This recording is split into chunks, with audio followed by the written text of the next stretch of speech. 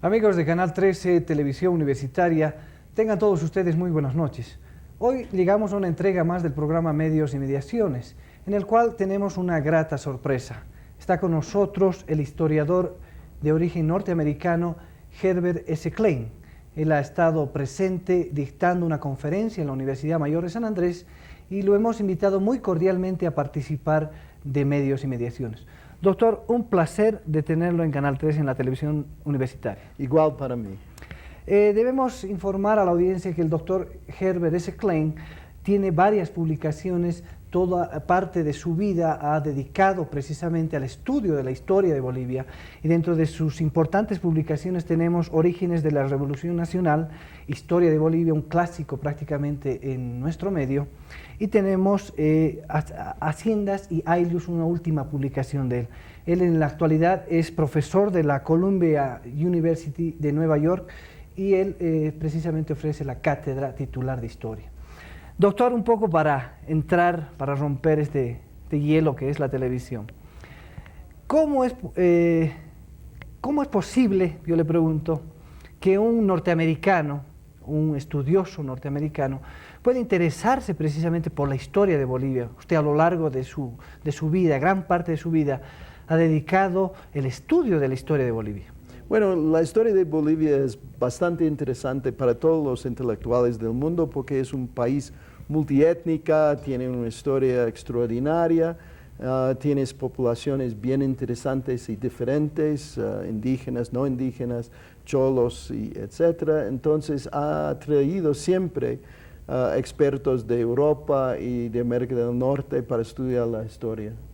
En ese sentido es que gran parte de su bibliografía que ha publicado, sobre todo la de Orígenes de la Revolución Nacional, está entrelazada en función a determinar cuál ha sido el momento en que se desarrolla la Revolución Nacional. Sí, no, realmente mi primer trabajo fue un intento de averiguar por qué ocurrió la Revolución Nacional de 52 en este momento, cómo fue construido, qué fueron sus resultados, y para entender tenía que atrasar realmente para el siglo XIX, para ver toda la estructura de la política nacional y los gobiernos nacionales realmente del fin del siglo pasado, pasando por la guerra del Chaco hasta la gran crisis de 52, que han cambiado mucho la estructura del país, las participaciones de grupos indígenas, de toda la población y democracia cambió en una forma fundamental después de 52. En ese sentido, doctor, cuando usted se acerca a este proceso, las investigaciones, las publicaciones eran muy limitadas, ha debido tener un gran esfuerzo para poder no solamente ver la literatura oficial que se manejaba en aquellos momentos. Sí, había bastante literatura, pero no fue literatura de historiadores profesionales, fue políticos escribiendo sobre el asunto, Augusto Céspedes, por ejemplo, Porfirio Díaz Machicado, pero yo intenté de poner una estructura más profesional sobre el asunto, analizando la historia en su evolución. Entonces, no, había una literatura bastante abundante de todo lado, de derecha, centro, izquierda. Bolivia nunca... Porque la crisis, esta es la verdad, la crisis de la guerra del Chaco creó una nueva literatura. No solamente de novelas, pero repensamiento de la historia nacional. Entonces, en este debate que es parte de la Revolución Nacional, los historiadores, intelectuales, políticos, han tratado de repensar la estructura del Estado, la estructura de la sociedad, cómo fue la oligarquía y cómo fue la participación de varios grupos. Incluso había voces del movimiento obrero que podían expresarse en este debate. Entonces, este debate es parte de la Revolución Nacional y va de los años 30 hasta los años 50. Esto tiene que ver mucho, doctor, con el proceso que ha vivido, por ejemplo, tras la Segunda Guerra Mundial. Empieza a haber ese planteamiento de lo que es la Guerra Fría. ¿Y no cree usted que han influido esta situación para determinar precisamente los estudios de Bolivia? Este es más complicado porque realmente el impacto de Guerra Fría sobre Bolivia es más después de 52 que antes. Entonces, el rol del MNR, por ejemplo, por suerte, el MNR estaba considerado antifascista e incluso anticomunista en algún momento por los Estados Unidos. Fue un momento cuando los Estados Unidos no podía decidir si estaban pro o contra. Medio ambigua la situación. Sí, entonces este cambio de ideas, que este fue un tipo de nacionalismo tradicional, o aún medio fascista, para hablar de verdad de algunos orígenes del MNR, este ayudó la aceptación de los Estados Unidos. En este momento el MNR podía hacer las reformas agrarias, la inflación brutal, toda la crisis económica, pero había ayuda americana en todo este momento para salvar un poco el partido en sus momentos más delicados. Entonces es obvio que la Guerra Fría tenía un impacto, pero post. Y tiene más impacto para la sobrevivencia de algunos gobiernos, militares o civiles. Y entonces tiene más impacto en los años 70, 80 que de la Revolución Nacional. Doctor, y en ese proceso precisamente de consolidación de la Revolución del 52, Exacto, sí. Algunos historiadores nacionales, algunos pensadores, investigadores bolivianos, sostienen que el proceso este que se ha vivido, el movimiento obrero tuvo la oportunidad de tomar, como lo tuvo en el 52, pero no tuvo la capacidad de organización. En ese sentido que el movimiento obrero nuevamente tiene que negociar, entre comillas, con la oligarquía. No hay duda en este. Y toda la historia de Lechín y su esfuerzo de llegar a la presidencia es un hecho en este desarrollo de la política del movimiento obrero. La crisis de minas, la crisis de la economía, la inhabilidad, es decir, este fue un movimiento sindical fuertísimo por padrones de América Latina. Y en 52 fue partidario de la Gran Revolución. Y por un momento parecía que ellos podían llegar al poder, pero poder absoluto. Pero en ningún país de América Latina llegó el movimiento sindical. Entonces no creo que es una debilidad del movimiento sindical, es un problema de la estructura, de los tiempos, la habilidad del ejército de reaccionarse, el derecho de reconquistar espacios perdidos durante la revolución, la inhabilidad del MNR para empujar más allá de algunos puntos. Y en estos momentos el movimiento sindical no podía avanzar. Y la crisis de minería, porque este fue el base. Crisis de minería, inhabilidad en los primeros años de incorporar sindicalismo indígena. Y combinando con sindicalismo indígena, sí había posibilidad de conquistar el espacio. Pero sin los sindicatos de las comunidades, y eventualmente había el famoso acuerdo campesino-militar, en contra del movimiento obrero. Entonces, este momento quebró la posibilidad de un avance de ellos. Doctor, precisamente en ese sentido, hoy en día están muy desarrollados lo que significan los estudios culturales, una corriente que viene desde Inglaterra, sí, y bueno, en Latinoamérica está asentada muy fuerte. Y usted, que precisamente tiene un texto de Haciendas y Aylus, en aquel momento, retornando nuevamente al momento del 52, y ese predominio, digamos, de la Guerra Fría, ¿usted cómo ve, cómo se trató el problema de las etnias y de las culturas originarias? Porque desde el punto de vista de los movimientos marxistas se los ha encasillado únicamente como proletarios. Sí, este fue el gran problema de la izquierda en Bolivia durante los años desde 30 hasta muy recién, pero eventualmente no podía construir una izquierda aquí en este país sin el mundo indígena. Fue imposible. Entonces, poco a poco, todos los movimientos incorporando el indio dentro este es una cosa tan complicada porque Bolivia cambió brutalmente en los últimos 50 años. Cuando yo estuve alumno allá en UMSA, en 60 no había cholos en las clases o cholas en las clases. Estaban afuera de la universidad vendiendo chicles. Ahora la universidad tiene una masa de gente de origen aymara o mestiza, etc. Entonces había una revolución social en este país. Entonces nadie puede decir que aymara no es un idioma nacional, o quechua no es un idioma nacional, y español es un idioma nacional. Y este es un país que seriamente es un país más sensitiva a este problema de diferentes culturas, diferentes casi naciones dentro.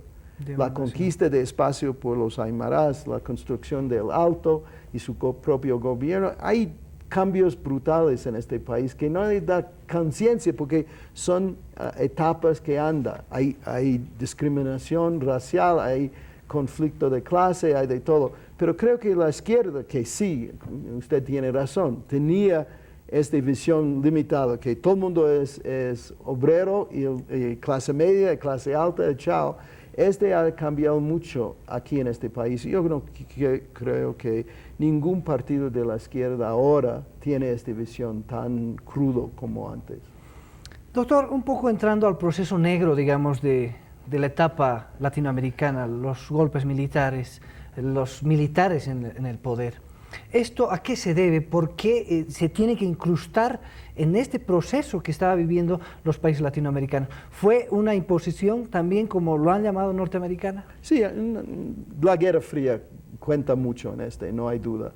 Había una crisis de economía en varios países, los militares estaban apoyados por el gobierno americano para intervenir y controlar la movilización política y social. Y había toda esta ideología que en países de tercer mundo no podía tener democracia, porque democracia permitió a la clase baja, a las clases bajas de entrar en el debate, en controlar industrialización, modernización y todo. Entonces había todo este plan de guerra nacional en contra del pueblo y este fue apoyado fuertemente por los Estados Unidos. Y este explica por qué había una onda de movimiento militar en todos los países de América Latina. Miedo de clase dominante, llamando los ejércitos para venir. La cosa interesante, la resistencia en Bolivia fue poderosa del primer al último momento, las luchas constantes y aún aquí los militares no podían vivir sin alguna relación con los campesinos. Entonces, en contraste del resto de América Latina, donde la clase dominante y los militares podían controlar sin ningún otro grupo, aquí la necesidad de tener apoyo de los campesinos fueron fundamentales. Entonces, durante la peor época del gobierno militar aquí, nunca han decidido de liquidar reforma agraria o controlar acceso a la tierra, que fue fundamental, una conquista fundamental de la revolución. Entonces, siempre, aún aquí, con todo lo peor que estaba, las matanzas, toda llegada de fascistas de otros países, aún en este ambiente no estaba igual a otros gobiernos militares.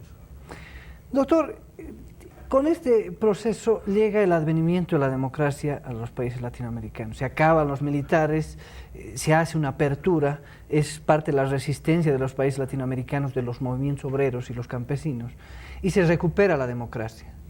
En ese sentido es que en el caso particular nuestro es muy importante, porque a partir de 1985, el mismo partido de gobierno en aquel entonces, el MNR, es el que va a entrar y va a abrir el proceso neoliberal, pese a que en el 52 ellos habían estatizado la administración. Hay varias etapas en toda esta democratización. No hay duda que la resistencia aquí fue fuertísima, desde el comienzo al final. Entonces, rápidamente pude reconstruir democracia sin, por ejemplo, los grandes problemas argentinos de peronismo, e incorporar peronismo como peronismo democrático, peronismo fascista y todos los problemas alrededor del peronismo. Aquí no, aquí del primer momento había un acuerdo general de liquidar el ejército, de forzar el ejército afuera del poder y había aquí una estructura profunda, sindicalizada, estructuras de partidos con mucha historia, con mucha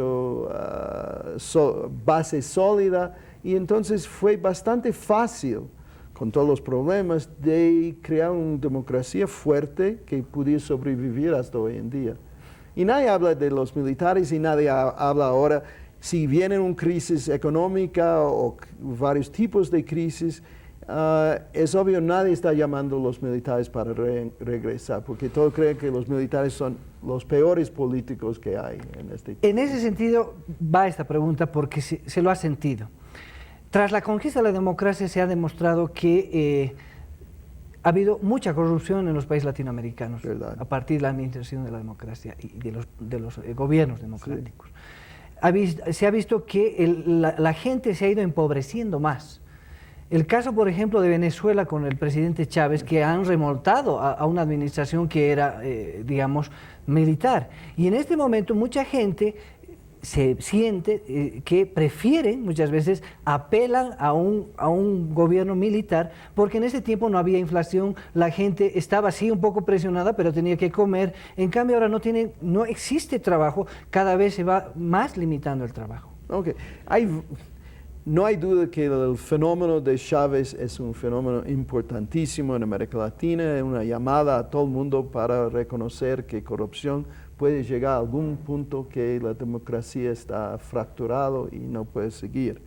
Pero también tenemos que recordar, había corrupción bajo de los militares. Los militares son de mismo origen, misma ideología y mismo background como los políticos. Entonces, y con menos lealtad a un tipo de moralidad de gobierno. Hay casos de corrupción militar igual como políticos. Dando la contestación, la posibilidad de usar los militares para curar la cuestión moral es muy dudoso. Esta es primera cosa. Segunda cosa, sí, corrupción es un problema fundamental, pero con la renovación de diferentes partidos en el gobierno, de vez en cuando va a tener corrupción demasiado grande. El nuevo gobierno tiene chance de abrirse. En algunos países donde no hay esta alternativa de grupos políticos bastante diferentes, en este caso no es posible de ver un cambio. Entonces, en el caso de los demócratas cristianos y los otros grupos, fueron tan corruptos, tan incapaz de gobierno como el resto. También había la crisis de petróleo, porque había una riqueza extraordinaria dentro de este ambiente. Estoy simplemente diciendo que Venezuela es bastante diferente en algunos casos, pero no hay duda que en cualquier país, si la corrupción pasa un límite, la economía no marcha, hay siempre la posibilidad del regreso de los militares. En este caso, por ejemplo, una pregunta muy personal, doctor, ¿cómo usted ve este nuevo proceso que se está viviendo actualmente? En los años 70 estaba precisamente gobernando un dictador, que es el actual presidente de la República. No, pero este es un fenómeno interesante, es decir, es uno de los pocos casos de un militar que regresó como un político. Su rol ahora no es jefe de militar, es jefe del partido. Y él tiene un partido fuerte que tiene mucho que ver con cambios en la economía en los años 80, 90, y Vance es un político. Tiene origen militar, tiene todo fue en la peor época del gobierno militar, pero es un caso interesantísimo porque él llegó a poder ahora en base de años de lucha política como cualquier otro político. ¿Recuerdas? Él participó en varias elecciones, negoció aquí, negoció allá, entonces es 100% un político nacional. Bien, doctor, un poco entrando a la segunda parte de esta interesante conversación. Todos los países latinoamericanos están soportando, entre comillas, este proceso neoliberal. Y cuando en Europa ya es, digamos, obsoleto y caduco. ¿Cuál es el punto de vista de usted? Bueno, no soy economista, entonces no voy a ofrecer demasiadas opiniones en este. Es obvio que el Estado tiene varios trabajos que tiene que hacer. Uno es salud, otro es educación. Otro es la infraestructura de comunicaciones, caminos, ferrocarril, aviones, todo es parte del rol del gobierno y tiene que invertir todo su dinero en esto. Para ser también dueño de una industria, dueño de minas y dueño de otras cosas, y ineficiente en esta manera y gastando dinero que debe ir a área social y de educación en mantener un grupo de trabajadores de pequeño número, entonces hay un costo y beneficio aquí. Obvio, si se venden las minas a los extranjeros, va a expulsar mitad de los obreros, es verdad. Pero si el gobierno está gastando todo su dinero en y no tiene dinero para otros fines. Y esta fue la crisis realmente, la inhabilidad de administrar en forma eficiente, por razones obvias. Porque estaba bajo presión de participación de obreros, bajo presión de participación de comerciantes nacionales. En vez de aceptar cualquier oferta internacional, tenía que aceptar solamente nacionales, la corrupción política que entró. Todo creó un ambiente donde estaba gastando dinero en cantidades que estaba desviado de fines más importantes del Estado. Educación es fundamental en un país como Bolivia.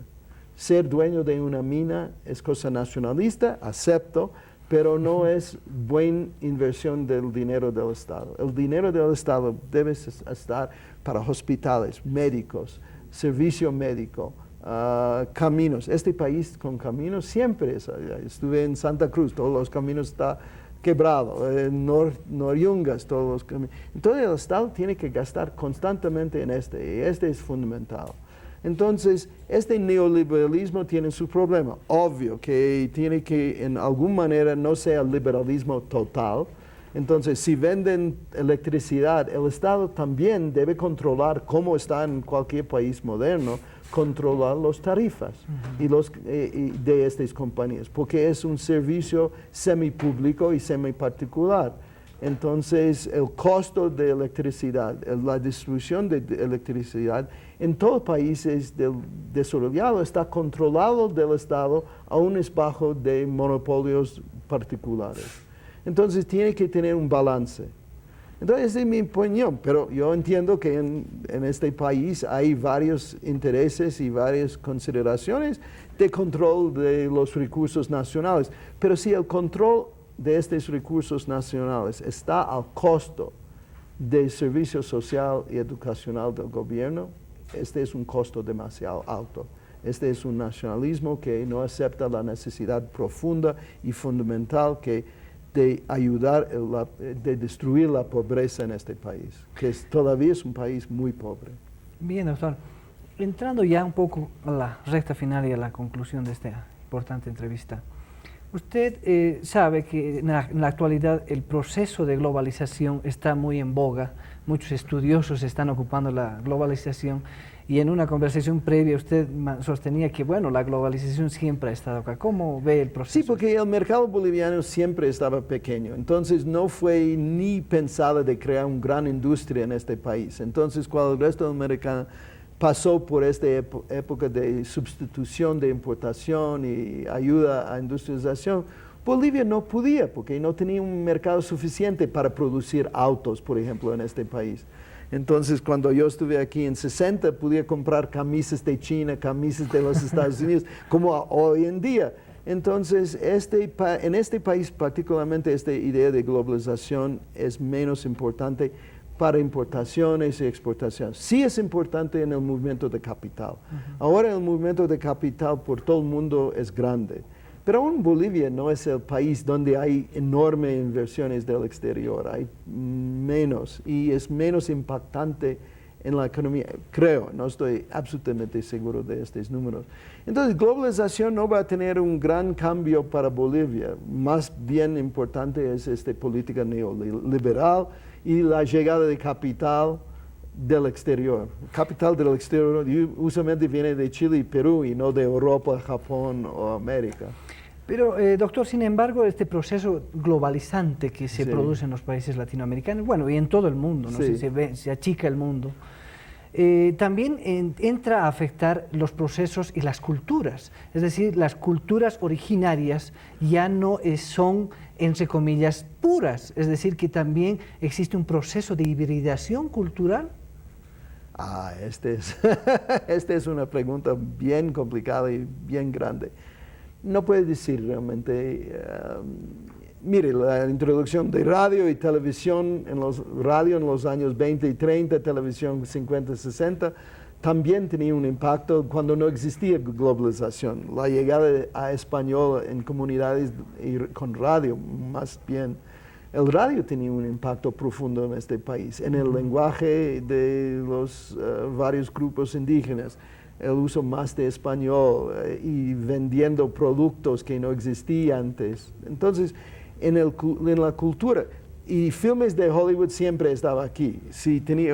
Hay menos filmes de México. Claro. Entonces, este es un país con culturas fuertes, con identidades fuertes. Los bolivianos quejan todo el tiempo, pero tienen un sentido de identidad nacional fuertísimo. Entonces, y el orgullo de los aymaras es famoso. Entonces, yo veo cambios, no hay duda, porque la incorporación de poblaciones en esta cultura de masa siempre está cambiando. Pero tenemos nuestra cultura loca que estamos vendiendo a todo el mundo, pero como yo veo, mire, los mexicanos quejan todo el tiempo, está al lado de los Estados Unidos. La clase media imita la clase media americana lo máximo posible. Al mismo tiempo, la cultura mexicana es fuerte. Yo no entiendo el proceso, pero hay resistencia obvia. La cultura no cambia tanto, es un tipo de base fuerte, de piedra.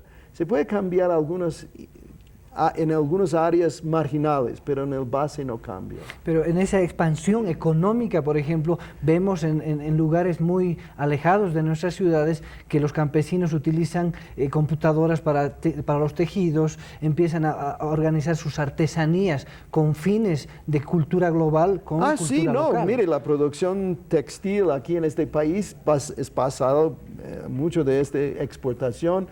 ¿Qué pasa en Europa? Y si de moda en Europa quiere un dibujo así, está producido aquí. Pero estos son instrumentos de trabajo, un mercado. Es verdad que el mercado de capital y poco a poco el mercado de trabajo está en expansión. La migración de bolivianos al primer mundo tiene su impacto. Cuando ellos regresan, traen su capital, traen sus nuevas ideas, sí tienen un impacto. Y no hay duda que, no sé, si va a exportar y va a responder a un mercado en el exterior, va a tener su impacto. Mire, hace 20, 40 años estaba cortando estas telas lindísimas y textiles lindísimas tradicionales para hacer ponchos y para hacer sacos y cosas. ¿Por qué? Porque los turistas que llegaban querían Entonces han destruido lindísimas cosas para hacer estos pequeños mochilas y cosas así. Entonces, es un proceso que es constante. Y la población siempre está